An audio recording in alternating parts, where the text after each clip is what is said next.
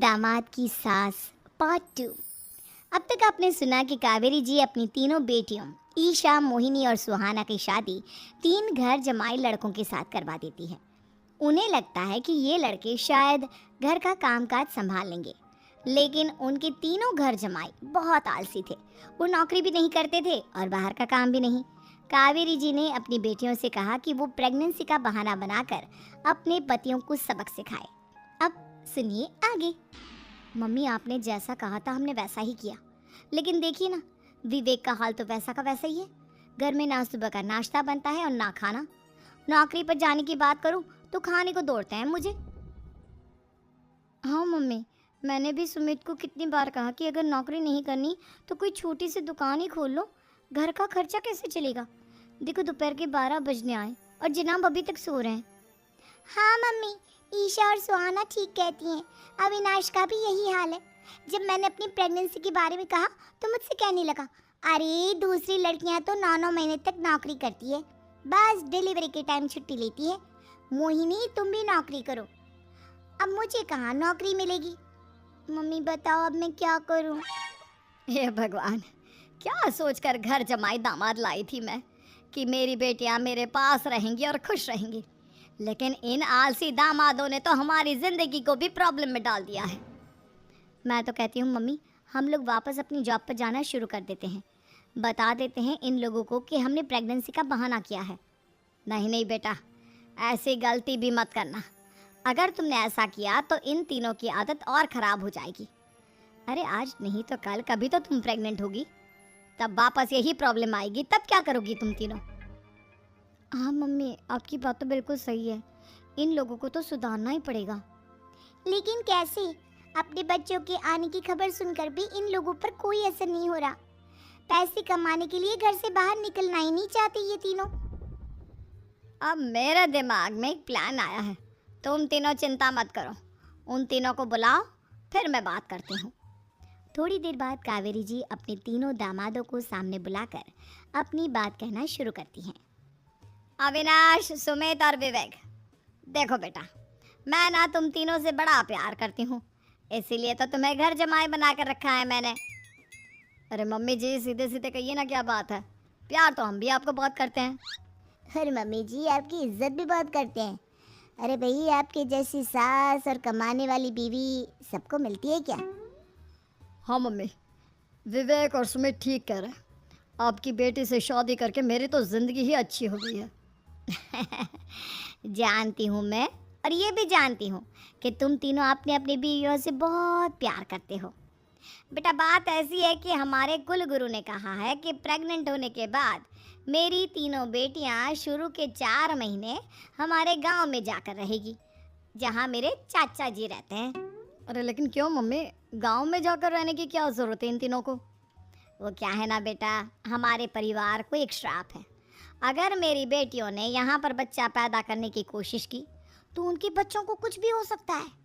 इसलिए अब से लेकर 4 महीने पूरे होने तक इन्हें गांव वाले घर में रहना पड़ेगा। हाँ तो इसमें प्रॉब्लम क्या है मम्मी जी, हम भी वहाँ जाकर रहेंगे, पिकनिक मनाएंगे। अरे भाई, बीवी जहाँ हम भी वहाँ। हाँ यार, आइडिया तो बहुत अच्छा है। शहर की ज़िंदगी में रह रहकर परेशान हो चुके हैं, अब कुछ दिन गांव में बिताएंगे। तुम लोग समझने की कोशिश क्यों नहीं करते। तुम में से कोई भी वहाँ नहीं जा सकता, और मैं यहाँ रहूँगी ना तुम तीनों के साथ। 4 महीने की तो बात है, उसके बाद ये तीनों ही लौट कर आ जाएंगी। ठीक है मम्मी जी, अब हमारे बच्चों का सवाल है तो ये तो करना ही पड़ेगा। कावेरी अपनी तीनों बेटियों को कुछ दिन के लिए घर से बाहर कहीं दूसरे शहर में रहने के लिए भेज देती है। कुछ दिनों के बाद, अरे मम्मी जी, बहुत दिन से पिज्ज़ा नहीं खाए, मंगवाइए ना। क्या बताऊं बेटा, पहले तो बेटियां खर्चा दे देती थी क्योंकि उनकी नौकरी थी, लेकिन अब तो मेरे पास पैसे ही नहीं बचे। थोड़े बहुत पैसे हैं जो बच्चों की डिलीवरी में काम आएंगे। लेकिन मम्मी जी, आपकी बेटियों को वापस आने में तो अभी बहुत वक्त बाकी है। वही सोच सोच कर परेशान हो रही हूँ। सोच रही हूँ कल से दूध भी बंद करवा देती हूँ। अब दूध वाले को देने के लिए पैसे भी तो नहीं है ना। अरे नहीं नहीं मम्मी जी, अगर दूध भी बंद करवा दोगी तो मुझे चाय कहाँ से मिलेगी, और चाय के बिना मैं तो मर ही जाऊंगा। क्या करूं बेटा, इसके अलावा हमारे पास कोई ऑप्शन नहीं है। मेरे पास पैसे ही नहीं बचे। इस तरह कावेरी जी धीरे धीरे अपने तीनों दामादों को पैसे देना बंद कर देती हैं और घर में खाने पीने की चीज़ें लाना भी बंद कर देती है। अब वो तीनों बुरी तरह से परेशान होने लगे थे और इसलिए एक दिन तीनों प्लान करके घर से बाहर निकलते हैं और बाजार में जाने के बाद यार अच्छा खाना खाए हुए कितने दिन हो गए, पता नहीं कब अच्छा खाना मिलेगा। हमारी बीवियों के जाने के बाद तो हमारी हालत भिखारियों जैसी हो गई है यार। कुछ भी हो, मुझे तो आज पिज्ज़ा खाना ही खाना है। जेब में 1 रुपया नहीं और पिज्ज़ा खाएगा, कहाँ से आएंगे पैसे? अरे देख वहाँ सामने बोर्ड पर क्या लिखा हुआ है, कंप्यूटर पर काम करने के लिए एक आदमी की आवश्यकता है। भाई मैं तो जा रहा हूँ, काम करूँगा और शाम तक पैसे लाकर आराम से पिज्ज़ा खाऊंगा। जा जा, तुझे कोई काम नहीं देने वाला, हम तो घर जा रहे हैं। चल भाई सुमित। सुमित और अविनाश वहाँ से चले जाते हैं और विवेक उस कंप्यूटर शॉप पर सारा दिन काम करके 5,000 रुपये कमा कर घर लौट कर आता है और अपने खाने के लिए अच्छी अच्छी चीज़ें भी लेकर आता है। ये देखकर विवेक और सुमित के दिल में भी कुछ पैसे कमाने की इच्छा जागती है। अरे सुबह सुबह कहाँ चल दिए तुम? मम्मी जी एक बहुत अच्छी जगह मिली है, कंप्यूटर पर काम करने के 5,000 मिले थे कल मुझे। अगर रोज़ काम करूँगा तो पूरे 40,000 की तनख्वाह। अरे वाह, ये तो बहुत अच्छी बात है दामाद जी, आपको जाना ही चाहिए। सुमित और अविनाश विवेक को इस तरह तरक्की करते देखकर परेशान हो जाते हैं और वो दोनों भी काम की तलाश में निकल पड़ते हैं। धीरे धीरे उन दोनों को भी काम मिल जाता है। अब कावेरी के तीनों दामाद छोटी मोटी नौकरी करके अच्छा पैसा कमाने लगे थे। एक दिन कावेरी उन्हें अपने पास बुलाती हैं। अरे वाह, विवेक 40,000 कमा लेता है, अविनाश 60,000 और सुमित तुम भी 40,000 के आसपास कमा ही लेते हो।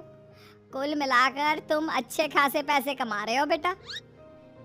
हाँ मम्मी जी, बहुत मज़ा आता है जब महीने के एंड में मोटी रकम हाथ में आती है। पूछिए मत मम्मी जी, घर में रहकर रोटी बना बना कर और तो जैसा महसूस होने लगा था मुझे तो। हाँ बेटा, तुम तीनों की बात तो बिल्कुल ठीक है। और जानते हो, अब तुम तीनों की पत्नियां भी वापस लौट कर आने वाली है। लेकिन मम्मी जी, अभी तो उन्हें गए सिर्फ 2 महीने हुए हैं। आपने तो कहा था वो 4 महीने के बाद लौट कर आएंगी। ऐसा कुछ नहीं है बेटा, मैं सिर्फ तुम तीनों को सबक सिखाना चाहती थी कि आदमी घर में बैठकर बीवी की कमाई खाता हुआ अच्छा नहीं लगता। इस दुनिया में हर इंसान को मेहनत करनी चाहिए, काम करना चाहिए, चाहे वो औरत हो या आदमी, ताकि अपने परिवार को संभाल सके। कावेरी की बात सुनकर उन तीनों को अपनी गलती का एहसास होता है और कावेरी उन्हें सच बता देती है कि ईशा, सुहाना और मोहिनी शहर में ही कहीं दूसरी जगह रह रहे थे। शाम के वक्त उन तीनों की पत्नियां लौट कर आ जाती है और कावेरी जी का परिवार एक खुशहाल परिवार की तरह रहने लगता है।